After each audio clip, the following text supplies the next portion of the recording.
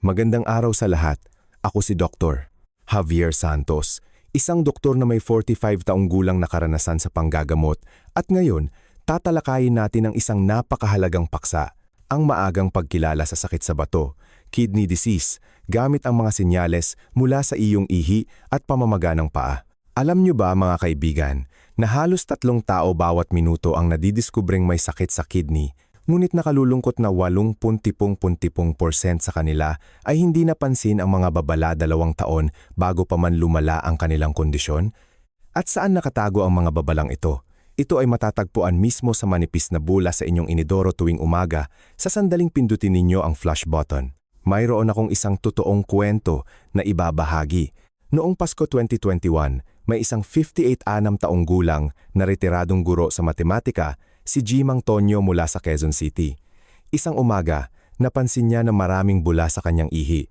Nag-alala siya, ngunit naisip niya na baka dahil lang ito sa sobrang pagkain ng lechon o karne.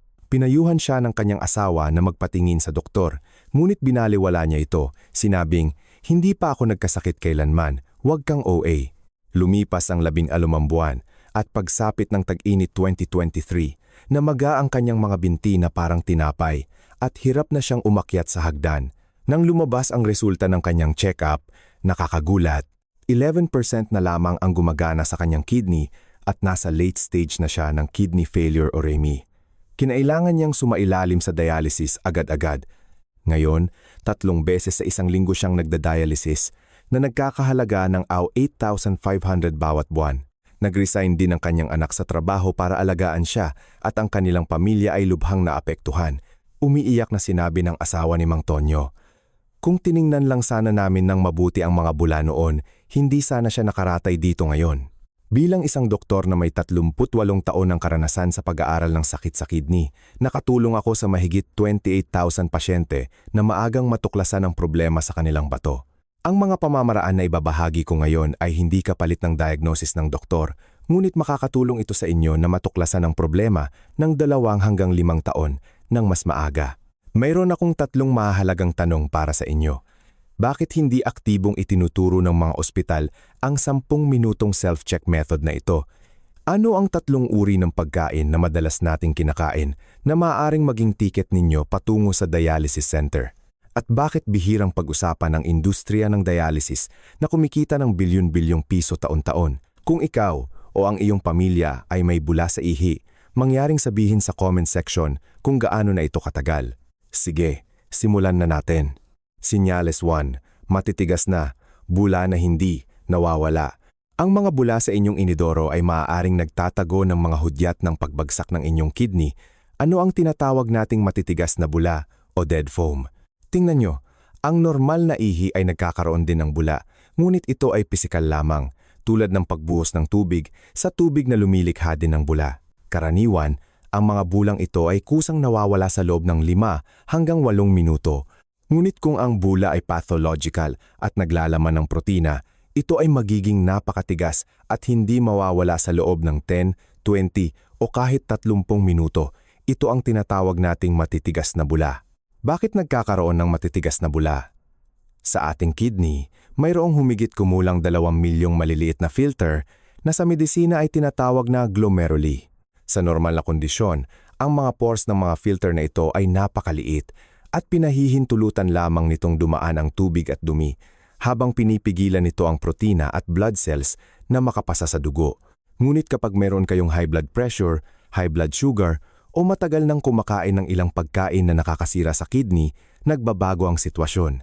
Ang patuloy na high blood pressure ay parang paggamit ng high-pressure water gun na patuloy na bumabomba sa pinong filter na ito. Samantala, ang high blood sugar ay parang paglubog ng filter sa matamis na tubig na dahan-dahang kinakain ito. Sa paglipas ng panahon, ang mga marupok na filter na ito ay mapupunit, magiging matigas at malutong. Kapag nasira ang filter, ang protina ay lalabas sa mga butas at hahalo sa ihi. Ang protina ay may katangian na baguhin ang surface tension ng likido na nagpapatatag sa mga bula at hindi madaling mawala. Ito ay tulad ng pagbibit ng puti ng itlog na lumilikha ng maraming bula na hindi kaagad nawawala. Ito ang pinagmulan ng matitigas na bula. Sa totoo lang, Ang kidney ay parang isang napakapinong water purifier. Kapag nasira ang filter, lumalabas ang protina at ang mga bula na nabuo ay eksaktong katulad ng mga bula kapag nagbibit ng puti ng itlog, matagal mawala. Naaalala ko ang kwento ni Aling Nena, 52 taong gulang, isang retiradong nurse mula sa Maynila. Noong unang bahagi ng 2022, napansin niya na napakaraming bula sa kanyang ihi, ngunit wala siyang nararamdamang sakit. Akala niya ay dahil lang sa pagtaas ng kanyang init ng katawan o na-stress. 3 buwan pagkatapos, dumami pa ang mga bula at naging parang bula ng serbesa ang mga ito. Pakiramdam niya ay wala pa ring problema. Hanggang sa isang araw, dumating ang kanyang anak para bisitahin siya at hindi sinasadyang nakita ang mga bula sa inidoro. Pinilit niya si Aling Nena na magpatingin sa doktor. Nang lumabas ang resulta ng check-up, napakabigat ng balita. Triple positive sa protein sa ihi at mataas na rin ang creatinine sa dugo. Sinabi ng doktor na swerte na natuklasan ito ng maaga. Kung nagtagal pa ng 6 na buwan, maaaring kidney failure na. Matapos ang 9 na buwan ng pinagsamang Western at traditional medicine, maayos na ang kondisyon ni Aling Nena. Sinasabi niya sa lahat, ang isang tingin lang sa bula, iniligtas ang buhay ko. Paano gawin ang pagsusuring ito? Ituturo ko sa inyo ang Golden Morning Urine Observation Method. Bakit kailangang tingnan ang ihi sa umaga? Dahil pagkatapos ng isang buong gabi, ang konsentrasyon ng protina sa ihi sa umaga ay 3 hanggang 5 beses na mas mataas kaysa sa araw. Tuwing umaga, paggising ninyo, dumiretso agad sa banyo. Tandaan, huwag na huwag mag-flush agad ng inidoro. Lumabas muna ng banyo at gawin ang inyong normal na routine tulad ng pagsisipilyo, paghihilamos, o pag-inom ng maligamgam na tubig. Bakit eksaktong 10 minuto? Dahil ang 10 minuto ay isang golden observation point. Pagkalipas ng 10 minuto, bumalik sa banyo at maingat na tingnan ang inidoro. Kung ang karamihan ng mga bula ay nawala na at ang ibabaw ng tubig ay halos kalmado na may iilan na lang na maliliit na bula, binabati ko kayo, malusog ang inyong kidney. Ngunit kung pagkalipas ng 10 minuto, ang mga bula ay hindi lamang nawala, kundi nanatili pa ring makapal at pinong-pino na nakadikit sa gilid ng inidoro, kailangan ninyong maging lubos na alerto. Sa sitwasyong ito, kumuha agad ng inyong cellphone, picturean ng mga bula, at sa loob ng 48 oras, pumunta sa pinakamalapit na ospital, magpa-schedule sa nephrology department, doktor sa kidney, at humingi ng pagsusuri sa 2 indicator, urine routine, urinalysis, at serum creatinine. Ito ang mga gold standard para sa pagtatasa ng kidney function. Hindi rin ito kamahalan, aabot lamang sa Alabang DO hanggang AO 800. Ngunit sasabihin ko sa inyo, ang mabula na ihi ay panimula lamang.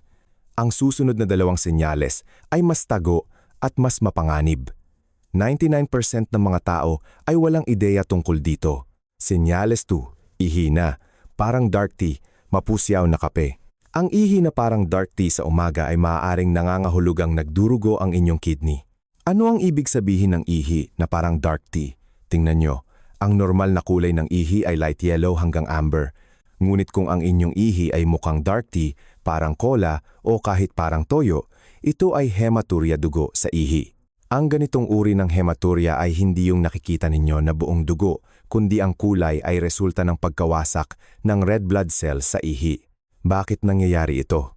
Kapag ang filter ng kidney ay nasira o nagkaroon ng pamamaga, ang red blood cells ay lumalabas sa mga butas. Sa ihi, nasisira ang mga ito at inilalabas ang hemoglobin na siyang bumubuo ng kulay na parang dark tea. Ito ay tulad ng pagtatagal ng pagbabad ng tsaa na lumalalim ang kulay. Ito ay dahil sa pagkalusaw ng red blood cells sa ihi. Ilang taon na ang nakalipas, nakilala ko ang isang pasyente, si G. Pedro, 45 taong gulang, isang programmer mula sa Cebu. Isang umaga noong 2023, napansin niya na ang kulay ng kanyang ihi ay parang cola. Akala niya ay dahil lang sa puyat o pagtaas ng init ng katawan at hindi niya pinansin. Nagpatuloy ito ng 3 araw. Pinilit siya ng kanyang asawa na magpatingin sa doktor at ang resulta ay diagnosed siya ng IgA nephropathy, isang uri ng pamamaga ng kidney. Sinabi ng doktor na swerte na dumating siya ng maaga. Kung nagtagal pa ng 6 na buwan, maaaring kidney failure na. Ngayon, regular siyang nagpapa-check up, kinokontrol ang kanyang dieta at ang kanyang kidney function ay nanatiling stable. Sinabi niya sa akin, akala ko ay madilim lang ang kulay, hindi ko inakala na ganito pala kaseryoso. Paano ito huhusgahan? Dapat ninyong tandaan na ang normal na kulay ng ihi ay light yellow hanggang amber. Ngunit kung lumabas ang dark tea-colored, cola-colored, o soy sauce-colored na ihi, kailangan ninyong maging alerto.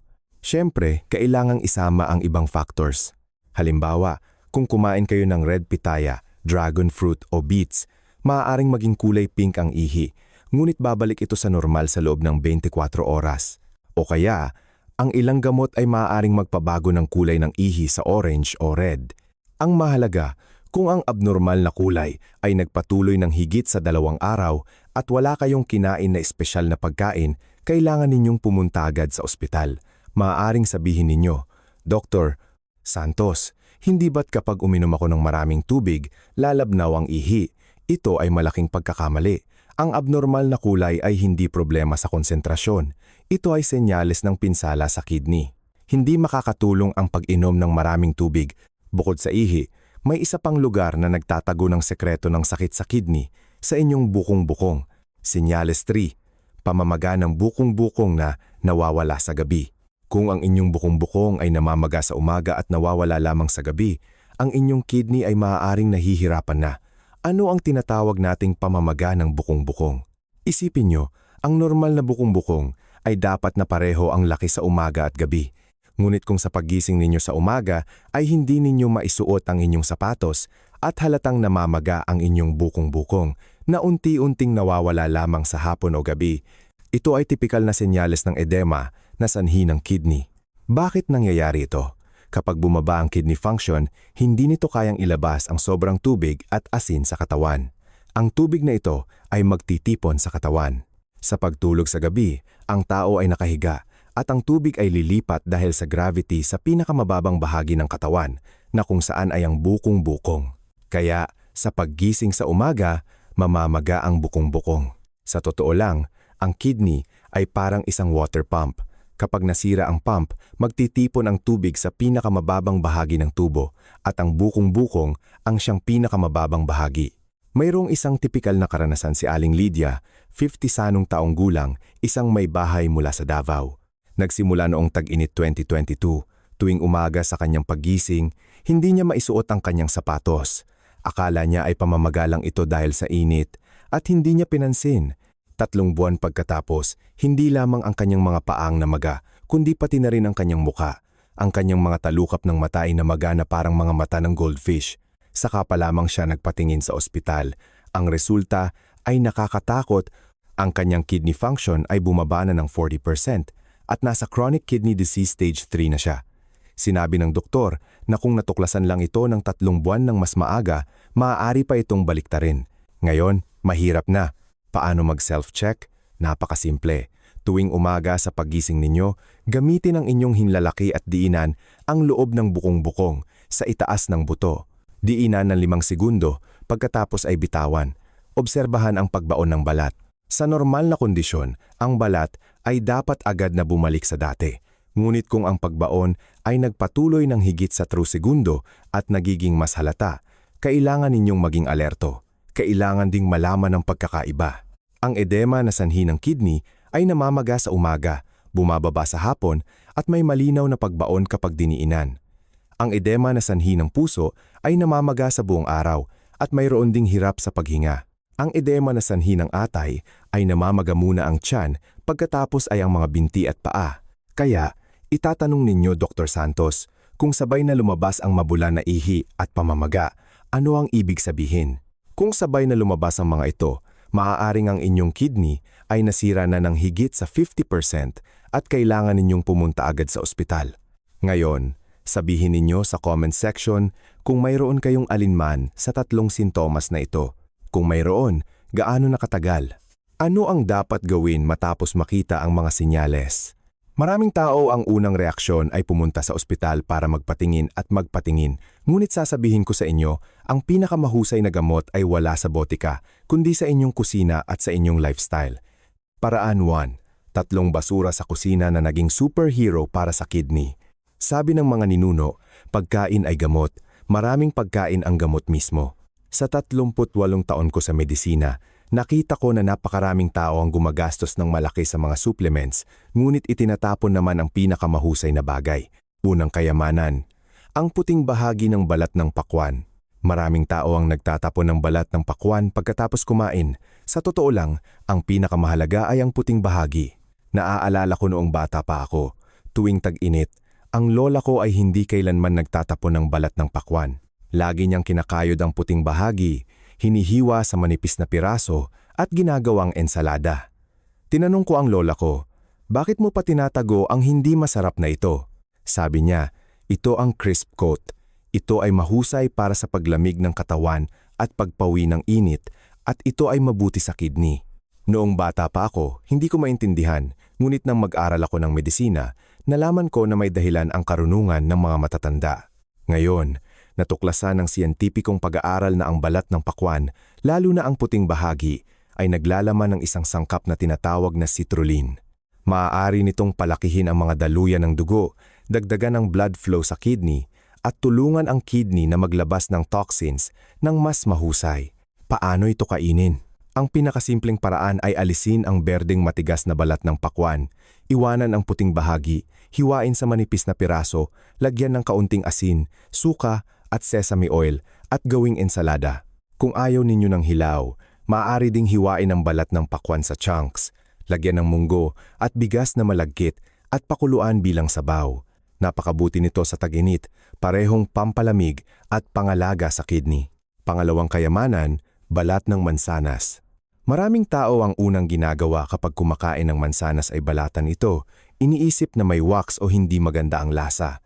Itinatapon ninyo ulit ang kayamanan. Ang nutritional value ng balat ng mansanas ay mas mataas kaysa sa laman ng prutas. Ang balat ng mansanas ay mayaman sa dietary fiber na tinatawag na pectin, na ang nilalaman ay 10 hanggang 12 beses na mas mataas kaysa sa laman ng prutas. Kapag pumasok ang pectin sa bituka, isipin nyo ito bilang isang maliit na espongha na sumisipsip ng masamang kolesterol, uric acid at iba't ibang metabolic toxin sa dugo. At pagkatapos ay inilalabas ito sa pamamagitan ng dumi. Lahat ng mga basura na ito ay dapat dumaan sa kidney para ma-filter.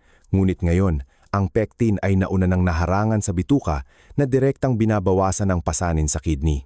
Bukod pa rito, ang balat ng mansanas ay naglalaman din ng isang sangkap na tinatawag na ursulic acid na isang natural na anti-fibrotic substance na pumipigil sa kidney na tumigas at tumanda. Kaya, sa susunod na bibili kayo ng mansanas, piliin ang organic o nakabalot. Hugasan ng mabuti gamit ang tubig alat o fruit and vegetable cleaner at pagkatapos ay kainin kasama ang balat. Ito ang pinakamatalinong paraan ng pagkain. Pangatlong kayamanan, purong cranberry juice. Gusto kong bigyang diin na ang tinutukoy ko ay 100% purong cranberry juice, hindi yung mga cranberry drink na may maraming asukal sa supermarket. Ang cranberry ay tinawag na guardian angel ng urinary system dahil naglalaman ito ng isang natatanging uri ng A-type proanthocyanidin. Napakahusay ng sangkap na ito. Pinipigilan ito ang masamang bakterya tulad ng E. coli na kumapit sa urinary tract lining. Ito ay tulad ng pagwiwisik ng talcum powder sa isang makinis na tile. Hindi makakapit ang bakterya at ilalabas lamang sa pamamagitan ng ihi. Maraming mga matatandang kaibigan, lalo na ang mga kababaihan, ay madaling magkaroon ng paulit-ulit na urinary tract infections. Huwag maliitin ang problemang ito.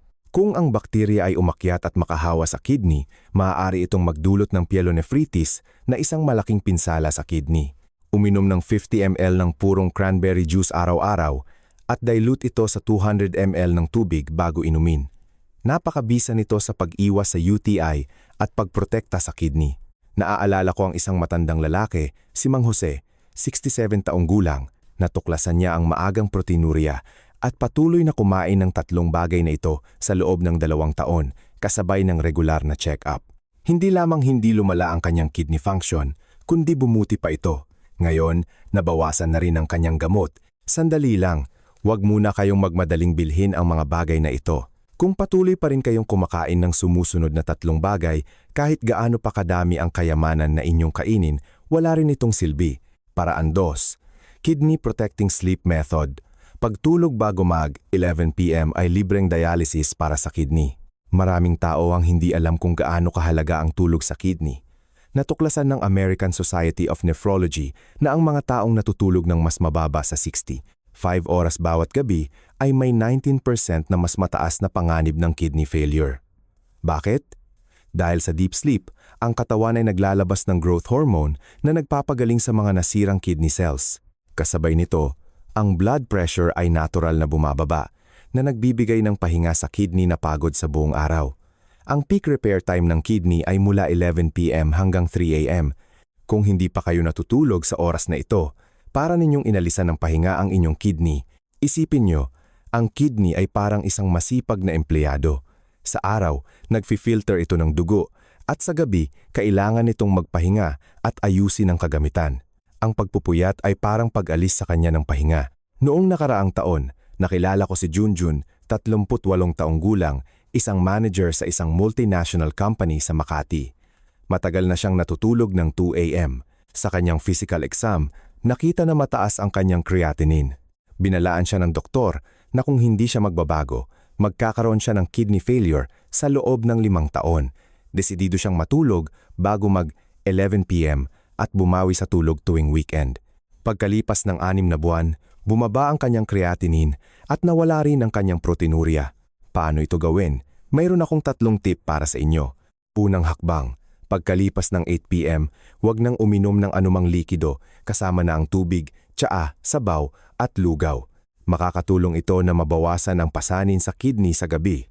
Pangalawang hakbang, gawing simple ang hapunan at bawasan ang asin.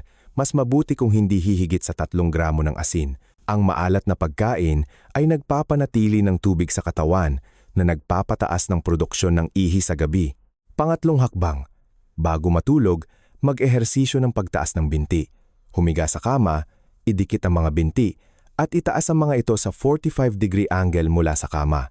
Panatilihin ito ng 30 segundo, pagkatapos ay ibaba, ulitin ng 10 beses. Ang simpleng ehersisyong ito ay makakatulong sa pagbalik ng tubig na naipon sa lower body sa araw at sa pamamagitan ng blood circulation, maproseso ito ng kidney bago matulog na lubos na makakabawas sa bilang ng pag-ihi sa gabi. Sinundan ko ang 200 pasyente at ang mga nagpatuloy sa 3 hakbang na ito ay bumaba ang bilang ng pag-ihi sa gabi mula sa average na 4 na beses sa 1 hanggang 2 beses at lubos na bumuti ang kalidad ng kanilang tulog. Kapag nagawa ninyo ang mga ito ng tama, kailangan ninyo ring iwasan ang 3 mapanganib na pagkakamali. Kung hindi ay mawawalan din ng saysay ang lahat ng inyong pagsisikap. Paraan 3. Regular na pagsusuri. Ang pagsasagawa ng 2 pagsusuri na ito, bawat 3 buwan ay mas epektibo kaysa sa anumang gamot. Maraming tao ang naniniwala na kung walang sintomas ang katawan, hindi na kailangang magpa-check up. Ito ang pinakamalaking maling akala. Sa totoo lang, ang pinsala sa kidney ay nagpapakita lamang ng malinaw na sintomas kapag umabot na sa 50% at sa oras na iyon, huli na ang lahat. Aling 2 pagsusuri. Unang pagsusuri, urine routine, urinalysis. Sinusuri nito ang protein sa ihi, red blood cells at white blood cells. Para sa mga 50 taong gulang pataas, magpa-check up bawat 3 buwan. Kung mayroon kayong high blood pressure o diabetes, magpa-check up bawat 2 buwan. Nagkakahalaga lamang ito ng IO 200 hanggang IO 300. Ang normal na halaga ay negative para sa protein sa ihi at mas mababa sa 3 red blood cells. Pangalawang pagsusuri, serum creatinine. Ito ang gold standard para sa pagtatasa ng kidney filtration function. Magpa-check up bawat 6 na buwan. Nagkakahalaga ito ng EA 300 hanggang E5 500. Ang normal na halaga para sa mga lalaki ay 44 hanggang 133 mmol L at para sa mga babae ay 70 hanggang 106 mmol L. Kung lumampas ito sa normal na limitasyon, nangangahulugang ang kidney function ay nasira na ng higit sa 50%. Ang konkreto na action plan ay ganito: 40 hanggang 15 taong gulang, 1 beses sa 1 taon na physical exam kasama ang urine routine at serum creatinine. 50 hanggang 55 taong gulang, 1 beses bawat 6 na buwan na check-up. 65 taong gulang pataas, 1 beses bawat 3 buwan na check-up. High-risk groups HAL, may high blood pressure, diabetes, gout, 1 beses bawat 2 buwan na check-up. Mayroon akong 1 pasyente na patuloy na nagpapa-check up bawat 3 buwan sa loob ng 3 taon. Sa wakas, nang lumabas ang kaunting protein sa ihi, natuklasan niya ito ng maaga at agad na nagamot. Ngayon, ganap na siyang gumaling. Sabihin ninyo sa comment section, kailan ang huli ninyong physical exam? Ngayon, sasabihin ko sa inyo ang isang lihim. Bakit ang industriya ng dialysis ay kumikita ng bilyon-bilyong piso taon-taon? Hindi ninyo ito maririnig sa labas dahil kung matututunan ng lahat, sino ang magbabayad? Ngayon, sa panganib na makagalit ang aking mga kasamahan, ilalabas ko ang 3 pinakamalaking salarin na nagdadala sa inyo sa dialysis center. Ang 3 killer na pwedeng magdala sa iyo sa dialysis center. Killer 1, ang sabaw ng buto. Nilagang buto ng baka, baboy. Ang pinakapaboritong pampalakas ng mga Pilipino ay ang numero 1 mamamatay ng kidney. Mula pagkabata, tinuruan tayo na ang sabaw ng buto ay nakakapalakas ng buto. Ang nanay ko ay madalas ding nagluluto ng sabaw ng buto para sa akin, sinasabi na ito ang pinakamabisang pampalakas. Ngunit mula sa pananaw ng medisina, kailangan kong sabihin sa inyo ang katotohanan. Ang sabaw ng buto ay hindi lamang hindi nakakapalakas ng buto, kundi ito pa ang pinakamahirap para sa kidney. Bihirang pag-usapan ito dahil ito ay ating tradisyonal na karunungan at maaaring makagalit ito sa maraming tao kung sasabihin. Tingnan nyo, ang sabaw ng buto ay mayaman sa calcium at phosphorus. Kapag na-metabolize ang calcium at phosphorus sa katawan, naglalabas ito ng uric acid. Ang labis na uric acid ay hindi lamang nagdudulot ng gout, kundi bumubuo rin ito ng crystal sa kidney na sa paglipas ng panahon ay nagiging kidney stones at maaaring humantong sa chronic kidney failure. Bukod pa rito, kapag mas matagal itong pinakuluan, mas mataas ang nilalaman ng calcium at phosphorus. Ang isang mangkok ng concentrated bone broth ay maaaring magkaroon ng 150 hanggang 200 mg ng calcium at phosphorus. Ang normal na tao ay dapat na kumonsumo ng mas mababa sa 150 mg ng calcium at phosphorus araw-araw. Kung matagal ninyong iinumin, ang uric acid ay tataas sa 600 tayo sa 700 at ang kidney function ay direktang bababa. Ang purine, ang sangkap na ito, ay parang semento. Dahan-dahang tumitigas at sa huli, ganap nitong binabara ang kidney. Mayroon akong isang pasyente, si G. De La Cruz, 65 taong gulang, isang retiradong manggagawa mula sa Iloilo. Ang kanyang manugang ay masipag at nagluluto ng sabaw ng buto ng 3 beses sa isang linggo. Ininom niya ito ng 5 taon. Iniisip na ito ay isang mahusay na pampalakas. Sa kanyang physical exam noong 2023, nakakagulat. Ang kanyang uric acid ay 720 at ang creatinine niya ay mataas na. Tinanong siya ng doktor tungkol sa kanyang dieta at natuklasan na umiinom siya ng 10 mangkok ng bone broth bawat linggo. Agad na ipinatigil ng doktor sa kanyang bone broth at pinapalitan ito ng tokwa, gatas at berdeng gulay. 3 buwan pagkatapos, bumaba ang kanyang uric acid sa 400 at bumalik sa normal ang kanyang creatinine, sabi ni G. De La Cruz sa akin. Halos pinatay ako ng pagmamahal ng aking manugang. Gusto ninyong magpalakas ng buto, paano kayo dapat kumain? Mataas ang calcium ng tokwa at madaling maabsorb. Uminom ng 300 ml ng gatas araw-araw. Ang berdeng gulay tulad ng spinach, kangkong at pechay ay 10 beses na mas mahusay kaysa sa bone broth at walang pasanin sa kidney. Maaaring sabihin ninyo, Dr. Santos, ang 3 henerasyon ng pamilya ko ay umiinom ng bone broth, bakit wala namang nangyari? Akala ninyo ang bone broth ay sapat na nakakatakot. Ang pangalawang killer ay mas masama, nakatago ito sa pagkain na kinakain ninyo araw-araw at mahirap iwasan. Killer 2, mga processed foods. Ang mga invisible killer sa hotdogs at instant noodles na nagpapatigas sa mga daluyan ng dugo ng inyong kidney. Alam niyo ba, ang isang hotdog ay naglalaman ng phosphorus equivalent sa 5 tasa ng kanin at ang absorption rate nito ay kasing taas ng 90%. Ang phosphorus sa natural na pagkain ay mayroon lamang absorption rate na 30,040%. Bakit maraming phosphorus sa processed foods? Dahil ito ay mura, matagal ang shelf life, at masarap ang lasa. Ngunit walang nagsasabi sa inyo na ang phosphorus na ito ay tahimik na pumapatay sa inyong kidney. Ang phosphate additives ay kinabibilangan ng disodium hydrogen phosphate, sodium tripolyphosphate, at iba pa. Isipin nyo, kapag hindi mailabas ang sobrang phosphorus, magtitipon ito sa mga daluyan ng dugo na magdudulot ng vascular calcification. Kapag tumigas ang mga maliliit na daluyan ng dugo sa kidney, para na ring nasira ito at magsisimula ang isang vicious cycle. Kung mas masama ang kidney function, mas mahirap ilabas ang phosphorus at mas tumitigas ang mga daluyan ng dugo. Natuklasan ng mga pag-aaral na para sa mga pasyente ng kidney disease, bawat 1 miligram na pagtaas ng blood phosphorus, ang panganib ng kamatayan ay tumataas ng 18%. Ang phosphorus ay parang simento. Dahan-dahang ginagawang matigas na tubo ang malambot na daluyan ng dugo at sa huli, pumutok ito at nagdudulot ng lason. Mayroon akong isang pasyente, si G. Carlo, 22 taong gulang, isang programmer mula sa Taguig.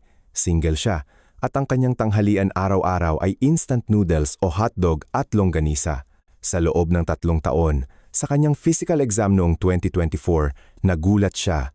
Mataas ang kanyang blood phosphorus, bumaba ang kidney function at napakahina ng elasticity ng kanyang mga daluyan ng dugo.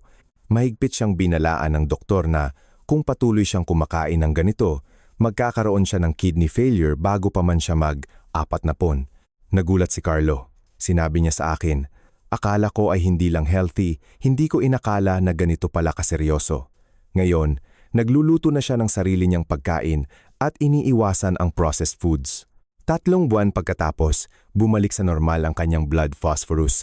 Paano iwasan ang phosphorus bomb? Tandaan ang mga processed foods na ito na mataas sa phosphorus: hotdog, longganisa, bacon, instant noodles, frozen dumplings, canned goods, carbonated drinks tulad ng cola.